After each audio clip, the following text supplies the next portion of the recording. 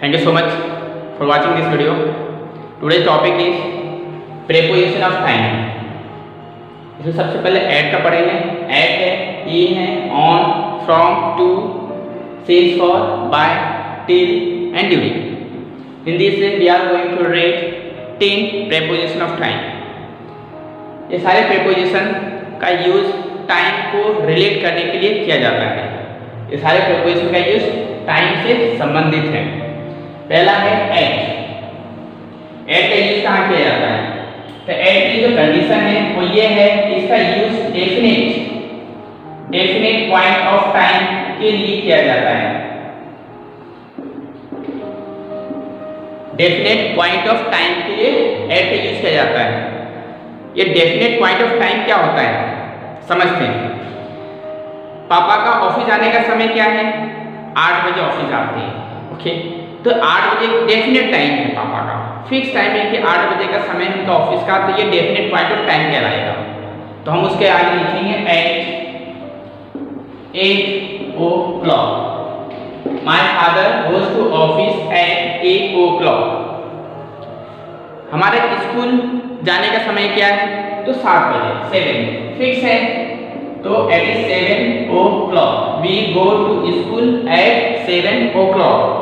ये time definite कहलाता है, इसलिए इसके आगे एट लगाना है, इसलिए इसके आगे एट लगाया जाता है. ट्रेन का खुलने का समय या उसका आने का समय ये फिक्स है, शेड्यूल के अंदर जो दिया गया वो फिक्स है. वो कभी कभार लेट आना या जल्दी लेट आना या लेट खुलना वो बात अलग है, बट उनके जो शेड्यूल में दिया गया that is fix, that is definite. Train का खुलने का समय 11 बजे है, तो हम ऐसा बोल सकते हैं ट्रेन डिपार्चर्स एट 11 o'clock. ये जितने भी जो समय है जो फिक्स है, डेफिनेट है, उसके आगे एट लगाया जाता है. एक दो और एग्जांपल बताता हूँ. आज मीटिंग है 3 बजे, ये 3 बजे मीटिंग है, मतलब ये डेफिनेट टाइम हो गया. तो today's meeting is at 3 o'clock. Train का टेक ऑफ का समय शाम के 7 बजे है, तो the time of taking off the plane is at 5 o'clock evening, at 5 o'clock evening. इसके अलावा एट को कहाँ यूज किया जाता है? तो 9 के पहले यूज करते हैं, सिर्फ 9 के पहले एट का यूज किया जाता है. मॉर्निंग और इवनिंग के पहले नहीं यूज करते हैं. मॉर्निंग और इवनिंग के पहले इन का यूज किया जाता है, लेकिन 9 के पहले एट का यूज किया जाता है. इस तरह से लास्ट अंत में ये फिक्स है, डेफिनेट है अंत, इसलिए उसके आगे एट लगाते हैं, at last. Now we come to the in. In को किस कंडीशन में यूज किया जाता है? तो इनके लिए जो कंडीशन है वो ये है कि ये पीरियड ऑफ टाइम के पहले इनका यूज करते हैं. ये पीरियड ऑफ टाइम क्या होता है? तो ईयर है, साल है. ये साल पूरे 365 डेज का एक पीरियड है, या यूं कहें 12 मंथ का एक पीरियड है. तो पीरियड ऑफ टाइम के पहले इन का यूज किया जाता है. ऐसे और कौन कौन से पीरियड ऑफ टाइम है मैं आपको गिना देता हूँ. देखिए, सबसे पहले ईयर है, साल. उसका सीजन है, 3 या 4 महीने का एक सीजन होता है. उसके बाद देख लीजिए आप मंथ है, 30 डेज या 31 डेज या 29 डेज का एक मंथ होता है. उसका वीक है, 7 डेज का एक वीक होता है. उसके बाद नंबर ऑफ डेज, उसमें 24 आवर्स का डे होता है. उसके बाद देख लीजिए आवर्स, 60 मिनट्स का आवर होते हैं. फिर मिनट्स है और सेकेंड है. ये सब कहलाते हैं पीरियड ऑफ टाइम, और इनके पहले हमेशा इन का यूज किया जाता है. इनका यूज पीरियड ऑफ टाइम के आगे किया जाता है. पीरियड ऑफ टाइम क्या क्या जाएगा देख लीजिए, यहाँ पे लिख देता हूँ मैं. Year, season, month, number of days,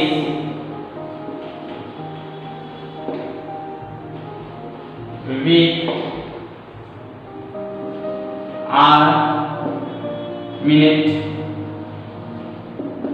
और सेकेंड. ईयर का एग्जाम्पल लेते हैं. उसका जन्म 1990 में हुआ था, तो इसलिए हम यूज करते हैं he was born in 1990. Year के पहले ई। Season, generally frogs are seen in rainy season. Generally frogs are seen in rainy season. Season 3 या 4 महीनों का जो सीजन होता है रेनी सीजन, उसमें इन का यूज किया गया। मंथ है तो आई will come in January. I will come in जनवरी, जनवरी के महीने में आऊंगा। I will come in January. Number of days, you should complete your project in 4 days। You should complete your project in 4 days। ये number of days का भी लगाएंगे। Week, she will join her class in next week. In next week, she will join her class in next week.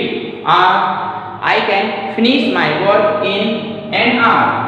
I can finish my work in an our. Are के पहले minute, she will complete her writing in a few minutes। she will complete her writing in a few minutes। Second, she will catch her in few seconds। she will catch her in few seconds। in this way we are using in before the period of time। इनके पहले इनका use किया जाता है। इसमें एक और चीज मैंने आपको बताया था, मॉर्निंग और इवनिंग। नाइट के पहले एट का यूज किया जाता है, बट मॉर्निंग और ये जो इवनिंग है इसके पहले इन का यूज किया जाता है। इन दोनों को पहले इन का यूज करेंगे, लेकिन नाइट के पहले एट का यूज किया जाता है। एट नाइट के पहले, इन मॉर्निंग इवनिंग के पहले। ये जो था ये पूरा पीरियड ऑफ टाइम है जिसके पहले इन का यूज किया जाता है। नेक्स्ट, ऑन का यूज। ऑन का यूज कहाँ किया जाता है? ऑन किस कंडीशन में यूज किया जाता है? तो ऑन का जो कंडीशन है वो बहुत सिंपल है। It is use before particular days and dates. क्या कहा मैंने? ऑन का यूज पार्टिकुलर डे या पार्टिकुलर डेट के पहले किया जाता है। ये पार्टिकुलर डे और डेट का मतलब होता है कोई सा भी दिन, अगर दिन का नाम है वो या कोई डेट है, उस डेट के पहले ऑन का यूज होता है, फिक्स है। पहले मैं डेफिनेशन लिख देता हूं, पार्टिकुलर डे एंड डेट्स। ये जो डेट है ये यहाँ पे जनरली डेज नेम होंगे। Particular days name of days लिख देता हूं, particular name of days and dates. Particular days, name of days और पार्टिकुलर डेट्स के आगे ऑन का यूज करते हैं। जैसे मैंने कहा कि मंडे को मैं ऑफिस नहीं जाऊंगा। क्या बोलेंगे? मैं मंडे को ऑफिस नहीं जाऊंगा। I will not go to office Monday. क्या यूज करना चाहिए इसके आगे? कि पार्टिकुलर डे होगी, इसलिए इसके आगे हम क्या यूज करेंगे? On. I will not go to office on Monday. My brother will come on Sunday। My brother will come on Sunday। मेरा भाई संडे को आएगा। My brother will come on Sunday। Okay? She will celebrate her birthday on 20th June। She will celebrate her birthday on 20th जून। ये 20th जून क्या है? ये date है और ये पार्टिकुलर है, पार्टिकुलर डे है, डेट है, इसलिए उसके आगे ऑन लगाते हैं। जैसे जितने भी जो डेट है उसके आगे ऑन लगाते हैं और जितने भी जो डेट है, number of name of date, उसके आगे ऑन लगाते हैं। गांधी जी अपना जन्म कब गांधी जी का जन्म कब हुआ था? तो Gandhi ji was born on बोलते on 2nd of October। We celebrate teachers day on 5th of September। In school republic day is celebrated on 26th of January. We got independence on 15th of August. ये सारे date है particular, इसलिए इसके आगे on लगाते हैं। जितने भी जो पर्टिकुलर नेम ऑफ डेट होंगे उसके आगे भी ऑन लगाते हैं। यूँ कहे तो जितने भी जो डेट्स के नेम होते हैं उसके आगे ऑन लगाते हैं। तो next one is from and to. ये दो प्रीपोजिशन का यूज किस कंडीशन में करते हैं? मैंने यहाँ पे फ्रॉम के लिए लिखा रखा है जब भी कोई एक्शन, मतलब it denotes the time when any action begins और स्टार्ट्स। जब कोई भी काम शुरू होता है उस समय को बताने के लिए फ्रॉम का यूज करते हैं। टू का यूज वो काम जो खत्म होने वाला है या जो खत्म हो गया है, दैट एक्शन एंड्स और finish.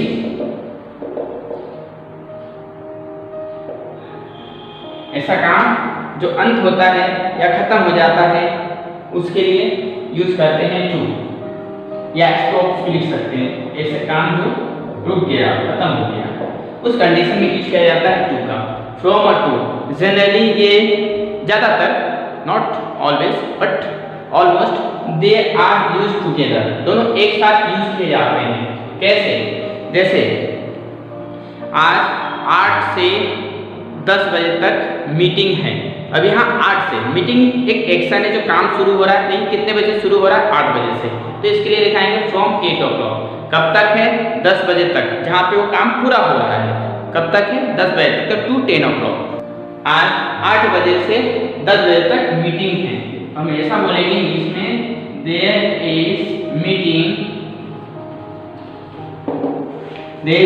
Today from 8 o'clock to 10 o'clock। ये फ्रॉम ये जो टाइम है इस समय पे एक्शन बिगिंस होता है, therefore फ्रॉम, और इतने बजे जिस काम खत्म होता है इसलिए टू। स्कूल का समय 8 से 12 बजे तक है। तो there is a time of school from 8 o'clock to 12 o'clock। Getting? मैं आपके यहाँ रुकूंगा 12 बजे से लेकर शाम को 4 बजे तक मैं आपके यहाँ रुकूंगा। I will stay at your house from 12 o'clock to 4 o'clock। तो इस तरह से फ्रॉम का यूज जब भी कोई काम शुरू होता है उस समय को प्रेजेंट करता है। टू का मतलब होता है ऐसा कोई काम या कोई दूसरा काम जो खत्म होता है उस समय को प्रेजेंट करता है टू। इन दो कंडीशन में यूज करते हैं फ्रॉम और टू का। नेक्स्ट है सिंस एंड फॉर। सिंस और फॉर बहुत ही काम का है। जनरली जितने भी जो प्रेजेंट, परफेक्ट, कंटिन्यूअस टेंस या परफेक्ट कंटिन्यूअस टेंस जो तीनों उस कंडीशन में इसका यूज किया जाता है। सिंस और फॉर ये बहुत इंपॉर्टेंट है। सिंस और फॉर का मेन ये होता है कि जब भी कोई काम वो कौन सा टाइम को प्रेजेंट कर रहा है, कोई भी ऐसा काम जो शुरू हो चुका है लेकिन अभी भी चलता जा रहा है, खत्म नहीं हुआ है, बहुत पहले स्टार्ट हो गया था लेकिन वो काम अभी भी चलता जा रहा है, उस सेंस को, उस टाइम को बताने के लिए सिंस और फॉर का यूज करते हैं। एक दूसरी कंडीशन, जैसे सिंस और फॉर में डिफरेंस क्या है? सिंस और फॉर में डिफरेंस क्या है? सिंस बताता है starting point of time. Since क्या बताएगा? Starting point of time. समझते कैसे? और फॉर जो बताता है पीरियड ऑफ टाइम।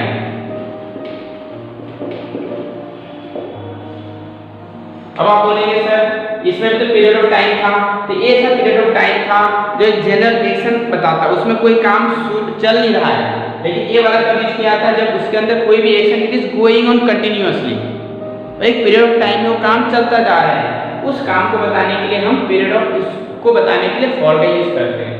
समझते? जैसे एक एग्जांपल है, जैसे हुआ सुबह से के लिए भी हम क्या करते हैं? स्टार्टिंग पॉइंट ऑफ टाइम मानते हैं। वह सुबह से, और आज वो सुबह से मैच देख रहा है, तो हम क्या बोलते हैं? He has been watching match since morning। यहाँ पे यूज किया है since. Morning starting point of time है, एक दिन की शुरुआत हुई सुबह से, इसलिए उसके आगे सिंस लगा है। और चूंकि यहाँ पे काम चल रहा है, कंटिन्यूअसली चल रहा है, इसलिए हम यहाँ पे क्या लगाएंगे, सिंस। और किसके लिए लगाएंगे, स्टार्टिंग पॉइंट ऑफ टाइम। यही मैं यहाँ लिखता हूँ कि वह 2 घंटे से मैच देख रहा है, 2 घंटे से। पूरा सेंटेंस इसे रहेगा, he has been watching match for 2 hours. अब इन दोनों में डिफरेंस क्या है, कुछ समझ पा रहे हैं? देखिए, ये जो मैंने 2 घंटा बोला 2 आवर्स, वो एक पीरियड है। कैसे? ये 2 घंटे का एक शेड्यूल है, 2 घंटा। ये नहीं बता रहा है कि इसका स्टार्टिंग टाइम कब से है, 8 बजे से, कि 2 बजे से, कि सुबह से, कि शाम से। It is not presenting the starting point of time. तब ऐसा केस जो पीरियड टाइम बताता है, वो पीरियड टाइम कहीं भी हो सकता है, पूरे शेड्यूल के अंदर कहीं भी हो सकता है, तब हम फॉर का यूज करते हैं। इसे कहाँ यूज कर सकते हैं, फॉर का यूज पीरियड टाइम, सिंस का use starting point of time. Since जब भी जाएगा ईयर के बड़े सिंस लगाते हैं, जैसे मैं बताया 1947 से वह अमीर बनने की कोशिश कर रहा है, तो हम बोलते हैं he has been trying to be rich since 1947। वो जनवरी से एग्जाम्स की तैयारी कर रहा है। He has been preparing for exam since January. वो संडे से बात नहीं कर रहा है। He has not been talking since Sunday. 2 बजे से, वो 2 बजे से मैच देख रहा है। He has been watching match since 2 o'clock। इस तरह से डेट आ जाएगा, कोई सा भी डेट, पार्टिकुलर डेट, ठीक है। 30 जनवरी से, वो 30 जनवरी से इंदौर से बाहर ही रह रहा है। He has been living outside of Indore since 30 January. Morning, मैं सुबह से आपका इंतजार कर रहा हूँ। I have been waiting for you since morning। इस तरह से जो भी जो ईयर है, मंथ है, डे है, टाइम है और डेट है, और ये मॉर्निंग इवनिंग का जो समय होता है, इन सब के आगे हमेशा सिंस का यूज किया जाता है। इस तरह से चाइल्डहुड है, एक स्टार्टिंग पॉइंट ऑफ एज है चाइल्डहुड, तो चाइल्डहुड के आगे भी सिंस का यूज करेंगे। जैसे मुझे बोलना है कि मैं बचपन से इंदौर में रह रहा हूँ। I have been living in Indore since my childhood. अब यहाँ देखिए पीरियड ऑफ टाइम फॉर, तो जब भी नंबर ऑफ ईयर्स के आगे फॉर लगाते हैं, नंबर ऑफ मंथ के आगे लगाएंगे, number of hours, number of minutes, number of second, number of week, इन सब के आगे फॉर का यूज करते हैं। ये जो नंबर ऑफ ईयर मंथ है, ये पीरियड ऑफ टाइम कहलाता है। 5 इयर्स मतलब 5 साल का एक पीरियड है। अब ये 5 साल का मतलब होता है कि एक पीरियड है, कौन से कहाँ से स्टार्टिंग हो रहा है, किस ईयर से स्टार्ट हो रहा है, नहीं, ओनली 5 इयर्स। एक पीरियड है, ड्यूरेशन, एक शेड्यूल है, तो इसलिए इसके आगे हमेशा फॉर का यूज किया जाता है। मैं 5 साल से अमीर बनने की कोशिश कर रहा हूँ, तो मैं बोलूँ I have been trying to be rich for 5 years. मैं 6 महीने से एग्जाम की तैयारी कर रहा हूँ। I have been preparing for exam for 6 month. 3 hours, मैं 3 घंटे से मैच देख रहा हूँ। I have been watching match for 3 hours. मैं 4 मिनट से मोबाइल ऑपरेट कर रहा हूँ। I have been operating mobile for 4 minutes. मैं कुछ सेकेंड से यहाँ पे इंतजार कर रहा हूँ। I have been waiting here for few seconds. Week की बात करें, वो 4 हफ्तों से जाने की तैयारी कर रहा है। He have been preparing to go outside for few weeks, for 4 weeks। इस तरह से इनके आगे हम for का यूज करते हैं। बाय एंड टिल, बाय का और टिल में डिफरेंस क्या है, ये भी बहुत इंपॉर्टेंट प्रीपोजिशन है। इन दोनों के बीच में बिल्कुल माइनर डिफरेंस है, but until we know its difference we cannot use it in a proper sentence।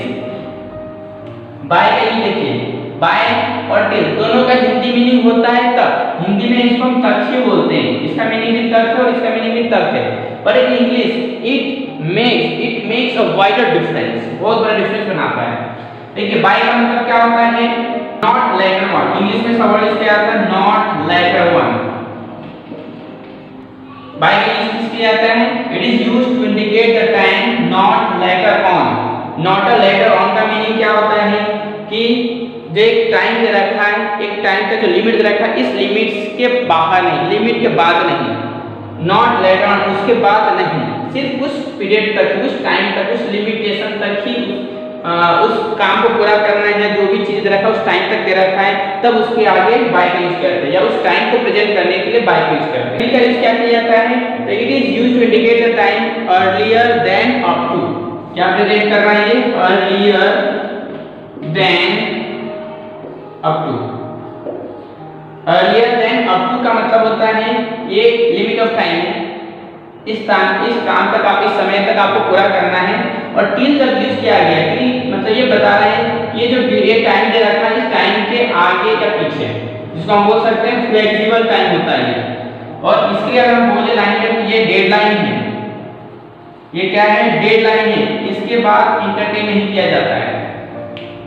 देखिए लाइन समझ में आएगी। एक टाइम जो दे रखा है, मान लीजिए संडे का टाइम है, संडे तक ही इसको, ये जो एक्टिविटी को पूरा करना है, संडे के बाद एंटरटेन नहीं किया जाएगा, तब बाय का यूज किया जाता है। ये संडे है तो संडे के एक दिन आगे पीछे जब चलने वाला काम हो, उस टाइम को प्रेजेंट करने के लिए टिल का यूज करते हैं।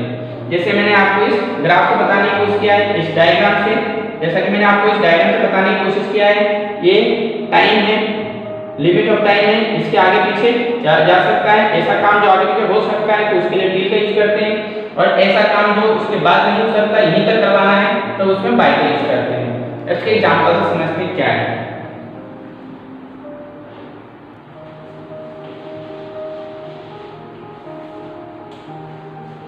The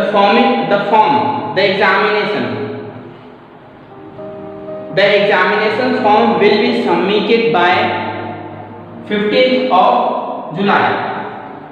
मैंने कहा the examination form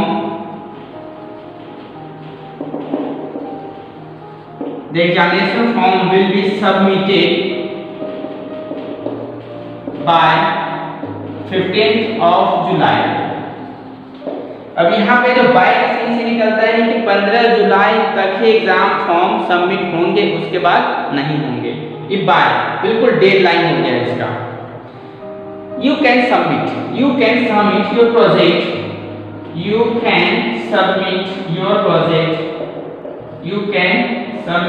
your project till Tuesday। अब यहाँ पे ट्यूजडे लिख दिया है और उसके पहले क्या लिखा है? टिल। अब इसका मीनिंग ये निकलता है, यहाँ पे टिल का मीनिंग ये निकलता है कि आपको ट्यूजडे तक अपना प्रोजेक्ट सबमिट कर सकते हो। ट्यूजडे तक अपने प्रोजेक्ट को आप सबमिट कर सकते हो। इसका मतलब ये निकल रहा है कि ट्यूजडे को सबमिट हो सकता है, ट्यूजडे को पहले भी कर सकते हैं, ट्यूजडे के एक दिन बाद या 2 दिन बाद भी किया जा सकता है। मतलब ये फ्लेक्सिबल है, इसमें ऐसा हो सकता है। लेकिन बाय का सेंस निकलता है कि 15 July is the last date, उसके बाद नहीं सबमिट होंगे। तो जब ये डेडलाइन बताना हो तो बाय का यूज किया जाता है, एक फ्लेक्सिबल टाइम बताना है तो टिल का यूज किया जाता है। एक और एग्जांपल समझते हैं, ठीक है। कॉलेज में ओपन कैंपस है, 9 बजे वहाँ पे इंटरव्यू स्टार्ट हो जाएंगे, काउंसलिंग स्टार्ट हो जाएगी। उस 9 बजे से पहले, मतलब 9 बजे से पहले आपको सारी फॉर्मेलिटीज पूरी करनी है। 9 बजे के बाद तो इंटरटेन नहीं करेंगे, मतलब आप उसमें पार्टिसिपेट नहीं कर सकते, है ना। तो उसके लिए देखिए क्या लिखा जा सकता है, सेंटेंस जो है उसको हमें अच्छे से समझना है। You have to complete all the formalities by 9 AM tomorrow. कल 9 बजे से पहले आपको सारी फॉर्मेलिटीज पहले करना, मतलब बाय 9 मतलब उसके पहले सारी फॉर्मेलिटीज पूरी होनी चाहिए, उसके बाद नहीं होंगे। बाय लिख दिया है मतलब उसके बाद इंटरटेन नहीं करेंगे, ठीक है। You can attend my meeting till 9 AM। आप मेरी मीटिंग को 9 बजे तक अटेंड कर सकते हैं। अब 9 बजे मतलब ऐसा कि 9 बजे से पहले, 9 बजे के 2, 4, 5, 10 मिनट बाद भी आएंगे तभी वो चल जाएगा। तो टिल का मतलब होता है फ्लेक्सिबिलिटी और बाय का मतलब होता है डेडलाइन, उसके बाद नहीं। ड्यूरिंग का यूज किया जाता है, एक ड्यूरेशन चल रहा है, एक टाइम चल रहा है, एक पीरियड ऑफ टाइम। ड्यूरिंग का यूज किया पीरियड ऑफ टाइम है। अब उस पीरियड ऑफ टाइम के अंदर, उस पीरियड ऑफ टाइम के समय, वो जो समय चल रहा है, जो काम चल रहा है, उसके बीच में कोई एक्शन हो जाना, उस समय कोई एक्शन होता है तो इस पीरियड ऑफ टाइम को बताने के लिए ड्यूरिंग यूज करते हैं। कोई भी ऐसा चीज जो इस समय चल रहा है या कोई भी ऐसा, मतलब ड्यूरेशन, इस समय, इस पीरियड ऑफ टाइम में कोई भी ऐसा काम होता है बीच में, तो उसके लिए यूज करते हैं ड्यूरिंग। मतलब इस पूरे पीरियड ऑफ टाइम को बताने के लिए यहाँ पे यूज करते हैं ड्यूरिंग। जैसे एक चल रहा था, वर्ड क्या चल रहा था, मैच चल रही थी, क्रिकेट मैच चल रहा था, वो क्रिकेट मैच का एक पीरियड ऑफ टाइम था, 3 घंटे की मैच चल रही थी और उससे बीच में एक नया काम हो गया। वो क्या हो गया? बारिश हो गई। मैं आपसे क्या कह रहा हूं? एक काम चल रहा था, इस समय क्या चल रहा था? क्रिकेट मैच चल रहा था, क्रिकेट मैच 3 घंटे का 4 घंटे का जो भी पीरियड टाइम है, क्रिकेट मैच चल रहा था। इसी समय बारिश हो गई। तब ये जो टाइम है, इस टाइम को बताने के लिए ड्यूरिंग का यूज करेंगे। यहाँ पे क्या बोलेंगे? इस टाइम को, इस जो पीरियड ऑफ टाइम है यहाँ पे, उसको बताने के लिए ड्यूरिंग का यूज करेंगे। कैसे बोलेंगे इसके लिए? It is started, it is started raining during the cricket match.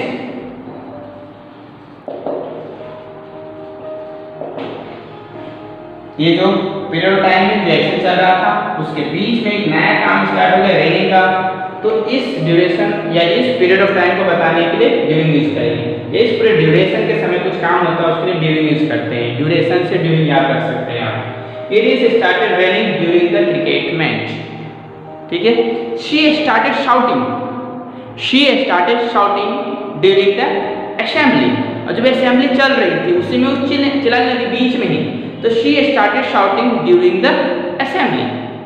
I should not stop, I should not stop, yeah, I should not interfere during this program. I should not make phone call during these activities.